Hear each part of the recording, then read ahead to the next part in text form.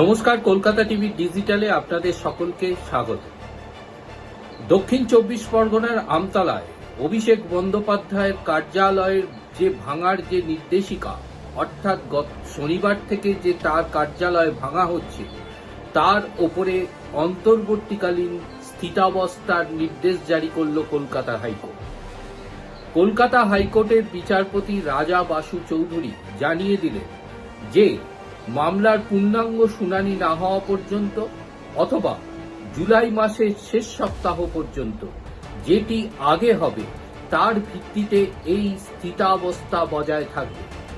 অন্তর্বর্তীকালীন স্থিতাবস্থা বজায় থাকাকালীন এই মামলার শুনানি গ্রহণ করবে কলকাতা হাইকোর্টের রেগুলার বেঞ্চ। মূলত লিপস অ্যান্ড বাউন্সের পক্ষ থেকে যে মামলা দায়ের করা হয়েছিল তাতে দাবি করা হয় 13ই জুন তাদেরকে একটি নোটিশ দেওয়া হয়, যে নোটিশে বলা হয় যে ওই বিল্ডিংটি সম্পূর্ণভাবে আনঅথরাইজড অর্থাৎ বেআইনি নির্মাণ।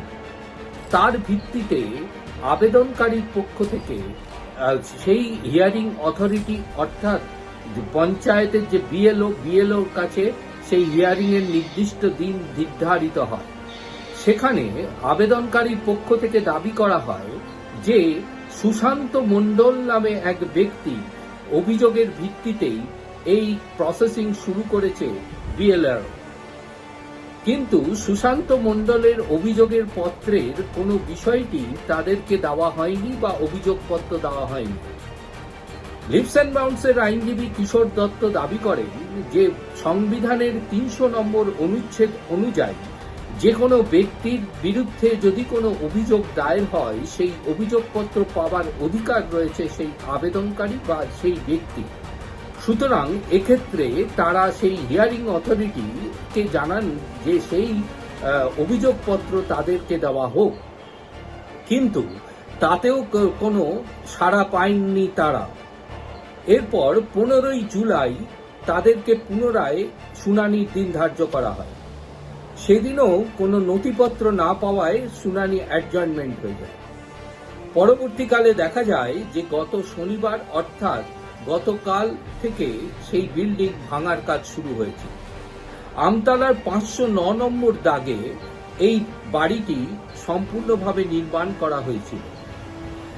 লিপস অ্যান্ড বাউন্সের পক্ষ থেকে আইনজীবী দাবি করেন যে এই বাড়ির প্রকৃত মালিককে কোনো নোটিশ না দিয়েই এই ভাঙার কাজ চালানো হয়েছে। শুধু তাই নয়, ভাঙার জন্য যে এক্সিকিউটিভ ইঞ্জিনিয়ার যে নির্দেশিকা জারি করেছেন তারও কোনো নথি দেওয়া হয়নি। অপরদিকে রাজ্যের অ্যাডভোকেট জেনারেল সুরজিৎ নাথ মিত্র তিনি দাবি করেছেন যে এটি সম্পূর্ণ বেআইনি নির্মাণ। যে মামলাটি দায়ের হয়েছে কলকাতা হাইকোর্টে সেটি সম্পূর্ণভাবে 509 নম্বর দাগের ওপরে দায়ের করা হয়েছে, কিন্তু বেআইনি নির্মাণ করা হয়েছে 507 নম্বর দাগে। অর্থাৎ এই আবেদন কখনোই গ্রহণযোগ্যতা নেই। পাশাপাশি অ্যাডভোকেট জেনারেল দাবি করেন যে পঞ্চায়েতের রুলস অনুযায়ী 300 স্কোয়ার মিটারের ওপর অথবা 6.5 ফিটের ওপরে যদি কোনো নির্মাণ কার্য হয় বা পুরনো নির্মাণের ওপরে যদি কোনো অ্যাডিশনাল নির্মাণ হয় বা নতুন করে কোনো নির্মাণ কার্য হয়, সেক্ষেত্রে জেলা পরিষদের অনুমোদন লাগে। কিন্তু এই বিল্ডিং এর ক্ষেত্রে জেলা পরিষদের কোনো অনুমোদন নেওয়া হয়নি, এমনটাই দাবি করেন। সুতরাং এই বেআইনি নির্মাণকে ভাঙার নির্দেশিকা জারি করেছেন এক্সিকিউটিভ ইঞ্জিনিয়ার। অপরদিকে লিপস অ্যান্ড বাউন্সের আইনজীবী কিশোর দত্ত দাবি করেছেন যে পঞ্চায়েত আইন অনুযায়ী যে কোনো বেআইনি নির্মাণের ক্ষেত্রে সেই নির্মাণের যে মালিক তাকে সম্পূর্ণভাবে সেই সম্পত্তির মালিককে নোটিশ দিতে হবে। শুধু তাই নয়, সেই নোটিশ দেওয়ার পর তার শুনানির জন্য একজন অবসরপ্রাপ্ত এই বিভাগের যার অভিজ্ঞতা রয়েছে সেরকম একজন কর্মীকে অফিসারকে নিযুক্ত করতে হবে, যাকে নিযুক্ত করবে পঞ্চায়েত বা প্রশাসন। যদি সেখানে নিষ্পত্তি না হয় তাহলে সেটি প্রিন্সিপাল সেক্রেটারির কাছে যাবে। কিন্তু নির্মাণের ক্ষেত্রে নির্মাণ ভাঙার ক্ষেত্রে সম্পূর্ণ নির্দেশিকায় বলা আছে যে একটি নির্দিষ্ট সময়ের মধ্যে যার সম্পত্তি তাকে নির্দেশ দিতে হবে ভেঙে ফেলার জন্য। যদি তিনি নির্দিষ্ট সময়ের মধ্যে না ভাঙেন তাহলে তাকে অথরিটি তা ডিমলিশ করবে, কিন্তু সেই কস্ট সেই সম্পত্তির মালিকের কাছ থেকে নেবে। এই কোনো স্ট্যাটিউটই মানা হয়নি বলে তিনি আদালতের কাছে দাবি করেন। অপরদিকে অ্যাডভোকেট জেনারেল সুরজিৎ নাথ মিত্র আদালতকে বলেন, এত সীমিত সময়ের মধ্যে এই মামলা দায়ের হয়েছে, সেক্ষেত্রে আদালতের কাছে সম্পূর্ণ নথিপত্র এই মুহূর্তে দেওয়া সম্ভব হচ্ছে না।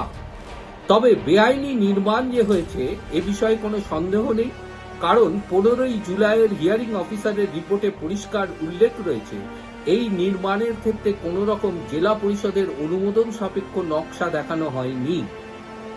তাই তিনি বেআইনি নির্মাণকে ঘোষণা করছেন। যে রিপোর্টের প্রেক্ষিতে এক্সিকিউটিভ ইঞ্জিনিয়ার এসডিওকে নির্দেশ দিয়েছেন যে এই বেআইনি নির্মাণ অবিলম্বে ভেঙে ফেলা হোক, তার নির্দেশ মতো এই ভাঙার কাজ শুরু করেছে গত শনিবার থেকে। কিন্তু আইনজীবী কিশোর দত্তের দাবি, এই এক্সিকিউটিভ ইঞ্জিনিয়ারের কোনো এক্সিকিউটিভ অফিসারের কোনো স্ট্যাটিউট নেই। এরপরেই বিচারপতি রাজা বাসু চৌধুরী তিনি জানিয়েছেন যে আদালতের কাছে উপযুক্ত নথি জমা না পড়ায়, শুধুমাত্র একটি রিপোর্ট এবং নির্দেশিকার কপি জমা পড়ার ফলে আদালত মনে করছেন না এই নথির ভিত্তিতেই কিন্তু কোনো নির্দেশিকা জারি করা প্রয়োজন। তাই রাজ্য সরকারকে সকল নথি জমা দেওয়ার নির্দেশ দিয়েছে এবং আদালত মনে করছে যে সম্পত্তির মালিককে নোটিশ দিয়ে বা এই অর্ডার তাকে দেওয়ার পরই এই ভাঙার কাজ শুরু করা উচিত। তাই সেই প্রসেসিংগুলো হয়েছে কিনা এ বিষয়ে আদালত সম্পূর্ণ নথি তলব করেছে। এই নথি জমা দিতে হবে রাজ্য প্রশাসনকে, পাশাপাশি ততদিন পর্যন্ত আর এই ভাঙার ওপরে স্থিতাবস্থা বজায় রাখার নির্দেশ দিয়েছেন বিচারপতি রাজা বাসু চৌধুরী। অভিষেক বন্দ্যোপাধ্যায় অর্থাৎ লিপস অ্যান্ড বাউন্সের পক্ষ থেকে দাবি করা হয় যে তাদের ইলেকট্রনিক্স ডিভাইস থেকে শুরু করে সমস্ত কিছু সেখান থেকে বের করে নেওয়া হচ্ছে। বিচারপতি রাজা বাসু চৌধুরী জানিয়েছেন যে এটি সম্পূর্ণ ফৌজদারি বিষয়, এক্ষেত্রে তাদেরকে থানায় অভিযোগ দায়ের করতে হবে। দায়ের করার পরই এই বিষয়ে আদালত শুনানি গ্রহণ করবে। প্রাইমা ফেসি আদালত মনে করছে না এ বিষয়ে কোনো নির্দেশিকার প্রয়োজন রয়েছে।